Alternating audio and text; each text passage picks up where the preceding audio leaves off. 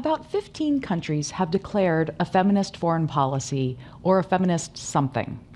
However, there is not one agreed upon definition of feminist foreign policy across governments, civil society, and academia. There are, however, a broad set of principles that appear in many discussions of feminist foreign policy and form the foundation of many definitions. Feminist foreign policy is based squarely on the concepts of gender equality and equity. Within a feminist foreign policy, gender equality is both a goal of the policy and a strategy for implementing it. This is because gender equality is not only a moral imperative, but central to global goals of security and international peace. Feminist foreign policy redefines security to mean more than the absence of conflict. Security is not just about survival. It is about the perpetuation of that which we value most into the future. This broadens the definition of feminist foreign policy beyond traditional bilateral and multilateral engagement to protect land and/or people, and beyond defense, diplomacy, and development. It consists of other everyday issues that also affect security, such as food, trade, climate change, and global health. It looks to include non-governmental actors, such as civil society organizations and individuals in the development and definition of foreign policy and national security. A broadened definition of security means that it's important not only to expand the issues addressed and the solutions considered in the foreign policy environment, but also to ensure that women and other historically marginalized people are included in the creation and implementation of foreign policies and programs. A feminist approach to foreign policy and national security is focused on these diverse viewpoints being heard. This is based on the idea of a traditional knowledge which is connected to power and the ability to exercise authority and define what constitutes a favorable outcome. Incorporating non-traditional voices broadens the policy discussions and the type of information provided to decision makers. Feminist foreign policy addresses both gender inequalities and the fundamental power imbalances that exist in numerous policy and political environments. In the United States, this would include a review of the budget across the development, diplomacy, and defense portfolios. Feminist foreign policy looks at systemic issues such as racism, colonialism, and patriarchy. Addressing such imbalances means a fundamental shift in how institutions work and necessitates rethinking how foreign policy and national security decision-making are approached and structured.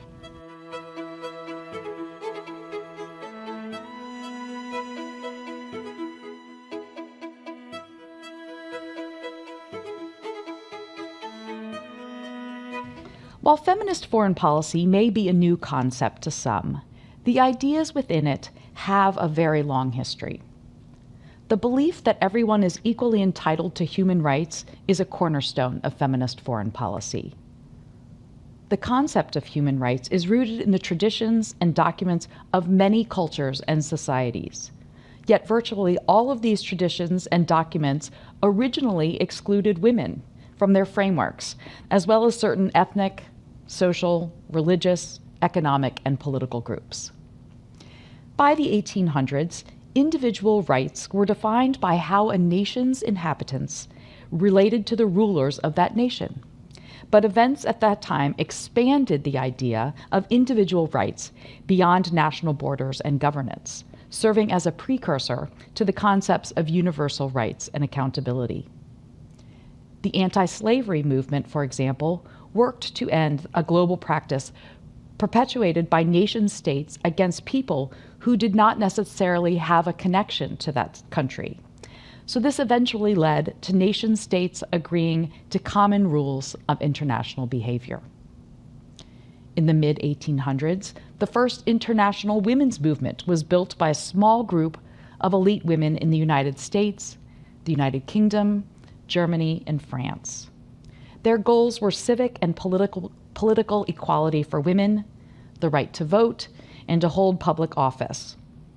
They were also seeking social justice in employment, education, and access to health care. These women connected through a network based on letters, visits, and a common body of published works, and shared tactics and issues. Movements for peace and disarmament arose alongside the fights for human and women's rights, and in response to World War I. Jane Addams and other feminists organized the Women's Peace Party in 1915, which called for the limitation of arms and weapons, mediation of the European conflict, and the removal of the economic causes of war. The Women's International League for Peace and Freedom, founded in Europe in 1915, today remains one of the world's longest-standing women's peace organizations. Following that, the Second International Congress of Women came together in 1919, and they held at the same time as the Paris Peace Conference, and they once again were focusing on ending World War. Since then, there have been many documents and activities around human rights and women's rights. The UN Charter came out in 1945. The Universal Declaration of Human Rights came out in 1948. The UN Commission on the Status of Women was founded in 1946. And the Convention on the Elimination of All Forms of Discrimination Against Women, which is often called CEDAW, came out in 1979. The United Nations also put together many conferences around these ideas of women's rights. There were 4 in the 70s and 80s: Mexico City, Copenhagen, Nairobi, and famously Beijing in 1995, from which came the Beijing Declaration and Platform for Action. Since that time, UN Security Council Resolution 1325 was passed in 2000. There have been the Sustainable Development Goals that came out in 2015, and the Generation Equality Forum, which was held in 2021. There have been since then unofficial movements and organizations that oversaw or cut across all of these official agreements and events. And there have been at least 4 global feminist movements or waves. The first feminist wave focused on property rights, the right to vote, and the right to public participation. The second wave of feminism focused more on economic equality, and in the US, that focused on the Equal Rights Amendment, Title IX, and the Supreme Court decision on Roe versus Wade regarding abortion. The third wave of feminism was a backlash to these earlier waves, and they focused much more on intersectionality. It was a backlash against the white, straight women who had led these other 2 waves. But intersectionality is really a key concept because it is a prism for seeing the way in which various forms of inequality often operate together and exacerbate each other. So race, religion, education level, ability, these all come together to make women impacted by patriarchy and governments in different ways. And then the fourth wave of feminism, which came after that, was in the late aughts, and it was really focused on the use of technology to share experiences of discrimination among women across time and place. So for instance, the Me Too movement is a great example of the last wave of feminism.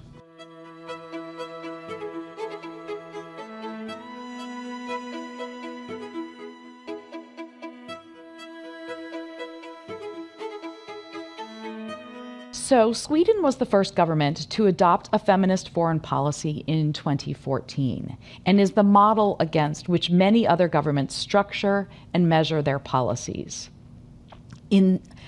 Sweden's policy has also been the touchstone for foreign policies that, while not explicitly feminist, encompass a gendered perspective. Sweden's feminist foreign policy is focused on 4 R's and charged the Swedish Foreign Service with strengthening all girls' rights, representation, and resources based on the reality in which they live.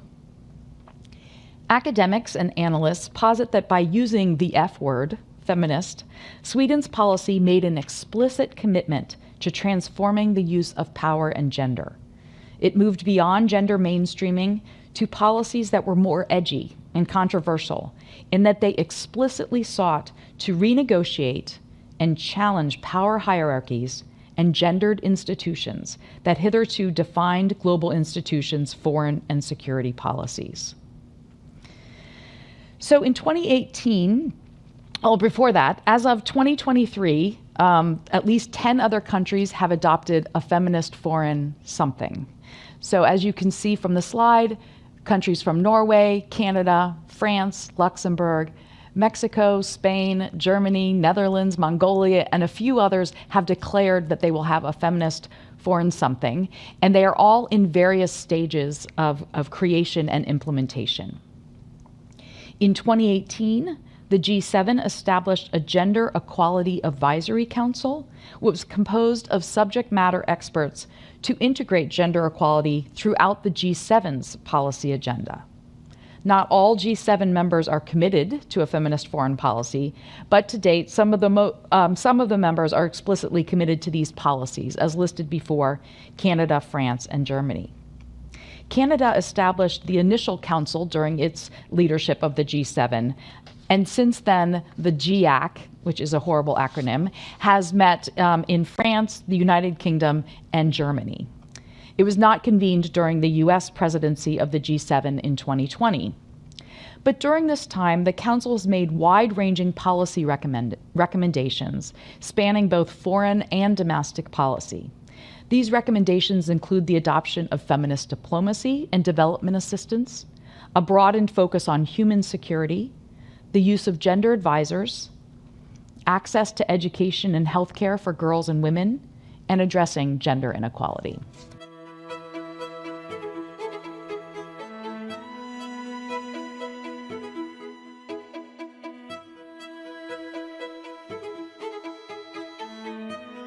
So feminist foreign policy is often compared to the Women, Peace, and Security agenda. The Women, Peace, and Security agenda is built on the theory that women's participation in conflict prevention and resolution is integral to more sustainable peace and security. This policy framework was first set forth by the UN Security Council Resolution 1325, which was adopted in 2000. And it sets out 4 critical pillars reflecting a gendered perspective across the conflict cycle. They are participation, protection, prevention, and relief and recovery. The participation pillar calls for the full and equal representation of women at all levels of decision-making and in politics and policy-making. The protection pillar stands for the need to protect women and girls in conflict and post-conflict settings. The prevention pillar stands for women's engagement at all levels of conflict prevention, mediation, and resolution, and the need to address the root causes of conflict. The final pillar, relief and recovery, addresses the needs to ensure that women and girls can access the services they need to recover from conflict and conflict-related violence. So there has been some criticism of UN Security Council Resolution 1325. One is that this framework focuses on the role of women only as victims, peacemakers, and peace builders, and that they need protection, and it reinforces gender stereotypes. This criticism is raised even though the resolutions call repeatedly for women's increased participation throughout the security sector and acknowledge women's agency. Feminist scholars further posit that the set of resolutions do not address institutional and structural barriers to women's equality and participation. Some say that 1325 instead takes an add women and stir approach, where women are given a seat at the negotiations table, but with little power, unable to determine their own place and contributions within a male-dominated system. Another criticism of UNSCR 1325 is that it does not address the social and economic causes of inequality, such as poverty, lack of access to education, and gender norms, and it does not consider power relations inherent in government and international organizations. These critics argue that the gender mainstreaming approach of 1325 reinforces existing power structures. They also view this approach as silencing feminist critique of militarism and those who argue that there can be no peace without gender equality. These critics also argue that calling for increased women's participation in the security sector militarizes the peace movement. Finally, critics see the women, peace, and security agenda as dominated by voices from the global north, thereby replicating existing colonial hierarchies and ignoring the impact of colonialism and patriarchy.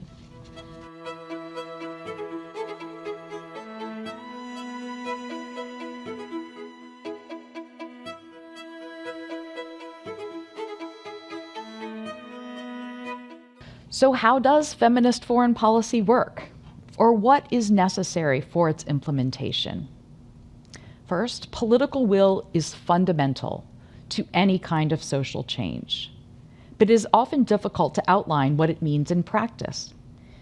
It is a necessary precondition to the other fundamentals of feminist foreign policy, which is advancing structural and institutional changes, increasing representation of women across all parts of government, particularly in the fields of national security and foreign policy, and committing financial resources. Structural and institutional change is predicated on leaders having the political will to envision new ways of organization and focus.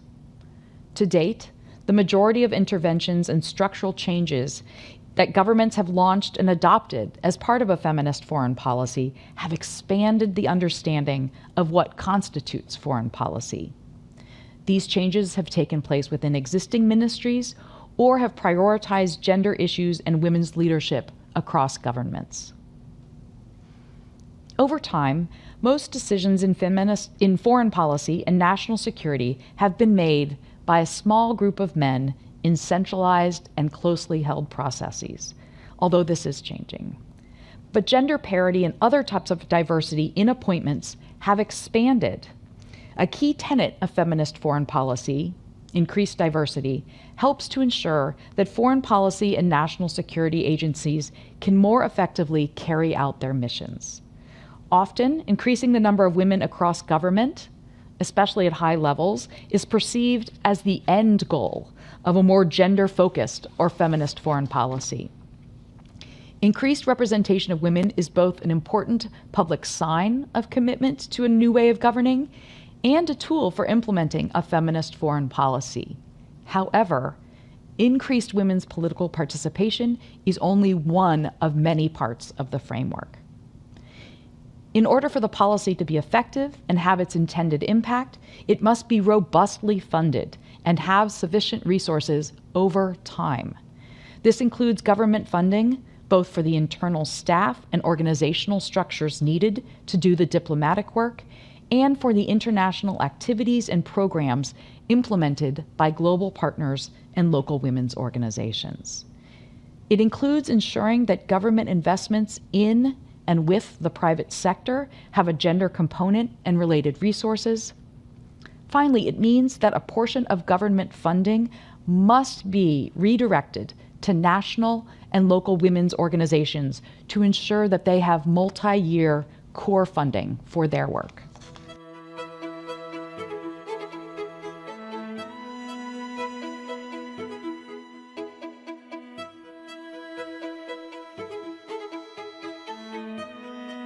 So, the moment that the book was published in September, it was already out of date.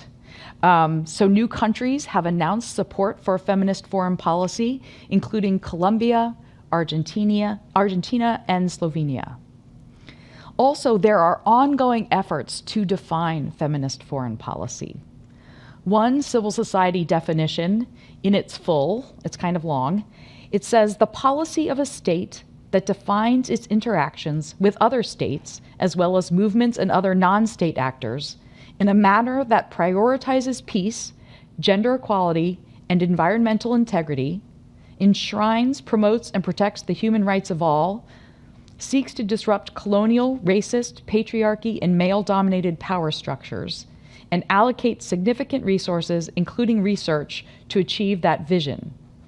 Feminist foreign policy is coherent in its approach across all of its levers of influence, anchored by the existence of those values at home and co-created with feminist activists, groups, and movements at home and abroad. Whew. On the other side, governments have taken a bit more of a smaller goal of definition.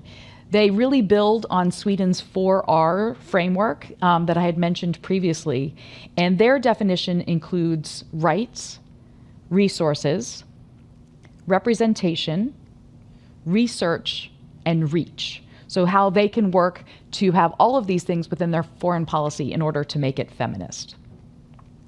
Other activities that have taken place this fall at the UN General Assembly in New York, there was a political declaration on feminist approaches to foreign policy, signed by 18 countries, including Canada. And then just a few weeks ago, in November, the government of the Netherlands organized an international conference on feminist foreign policy, and it included 750 participants from more than 40 countries. So that is a quick book synopsis with a few key takeaways.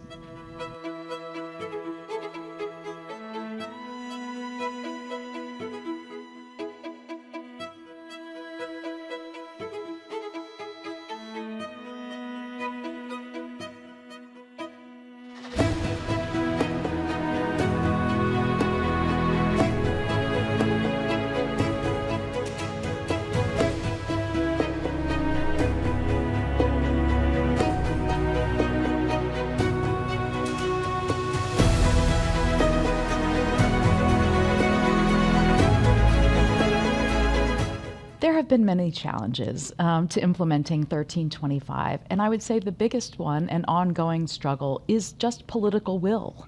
The countries who have signed on to it and all the member states of the UN, when they are holding peace negotiations, they don't include equal numbers of women or any women in many of them. And so I think that's the first thing, is that they just have to strive to implement their own resolution.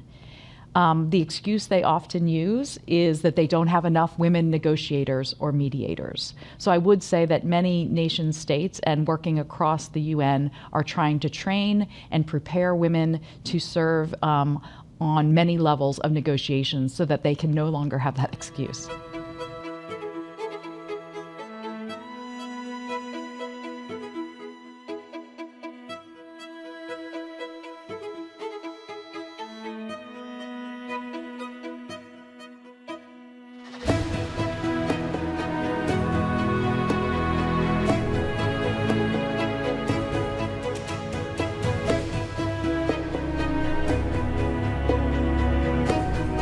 Civil society organizations play a very important role when it comes to implementing a feminist foreign policy.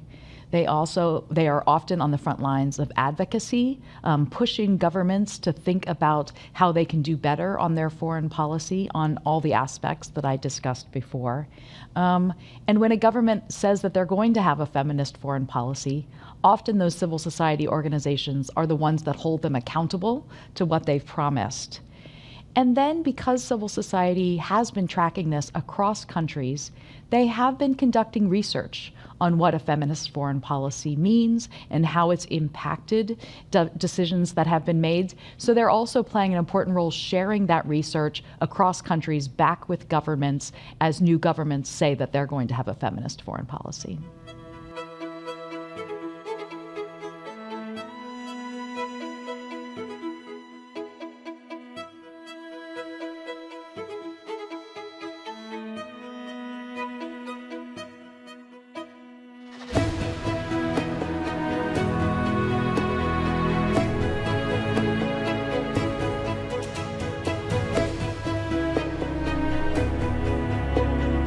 I would say one of those is the creation of UN Women itself. It's hard to believe, but it's not even 25 years old. And the creation of UN Women showed a commitment of the United Nations to furthering the gender equality and equity agenda. Around the same time, there was the creation of the Sustainable Development Goals, and that has been important because within those, Goal 5 is focused solely on gender equality, and then, unlike the previous Millennial Development Goals, gender has been integrated across all of the other 16 goals. So within education and climate change and democracy, there are indicators that focus on how gender plays an important role in achieving those goals as well.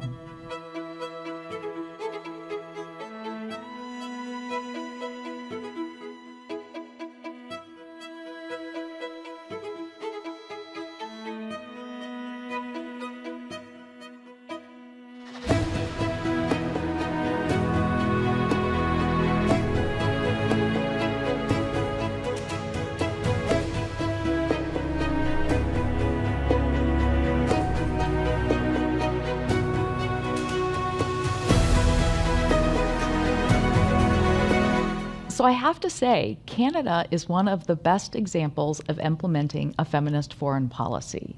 A few years ago, Canada announced that it was having a feminist international assistance policy, and more recently, a feminist trade policy. So in several ways over the past couple years, Canada has been seeking to implement this across all of their foreign policy levers. There's high-level commitment in Canada for this feminist actions that are being taken. Prime Minister Trudeau claimed he was a feminist early on after he was elected, and he appointed a gender-balanced cabinet, which is a very strong signal. He's also created the Ambassador for Women, Peace and Security.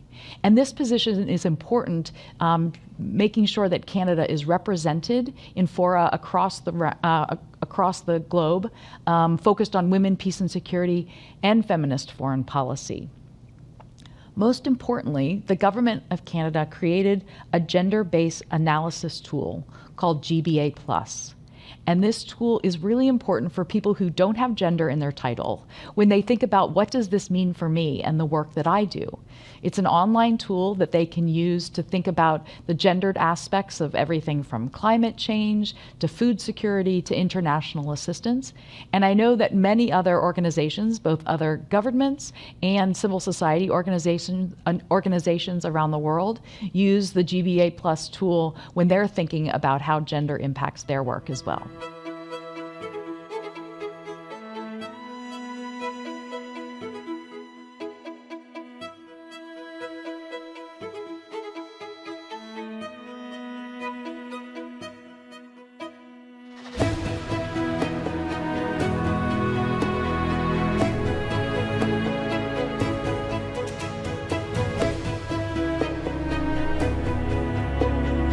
So this is really a sticking point. I mean, how do you measure institutional change, changes in attitude, and changes in decision-making?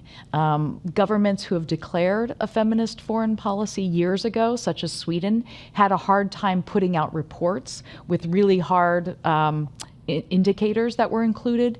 Civil society is working now to create both a baseline of what it means to have a feminist foreign policy, as well as how we measure progress.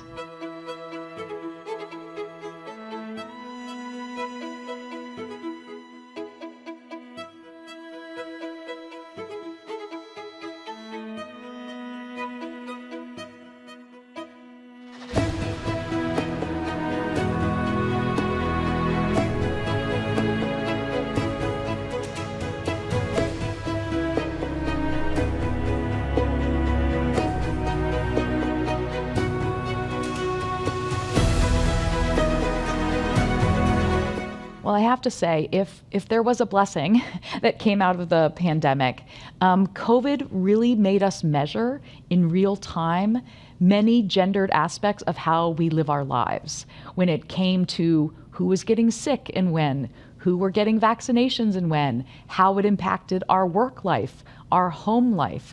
It was looked at in real time in the news. It wasn't just someone's PhD doctorate that they're going to do in 5 years from now. It really played out in real time. And so one of the aspects that came out of COVID was the broadening this idea of security. So it wasn't just men and guns talking to other men and guns. It was about this idea about being safe in your own home, having access to health care when you needed it, or being able to go to the hospital, what it meant for economic security for your family, getting food, making sure you could stay in your home, and these sorts of things. And it really made us more focused on those aspects both within people's countries and the way we interacted with other countries. One aspect that really influenced the feminist foreign policy was this idea that the policies that we have at home, the domestic policies, really should match our foreign policies. So making sure that is more balanced. And then it also made us think more broadly about what barriers keep us from having security. And a good example of that is this idea of childcare. In the US and countries around the world, governments are much more focused on how we have a better childcare system so that women truly can take their full role in public life.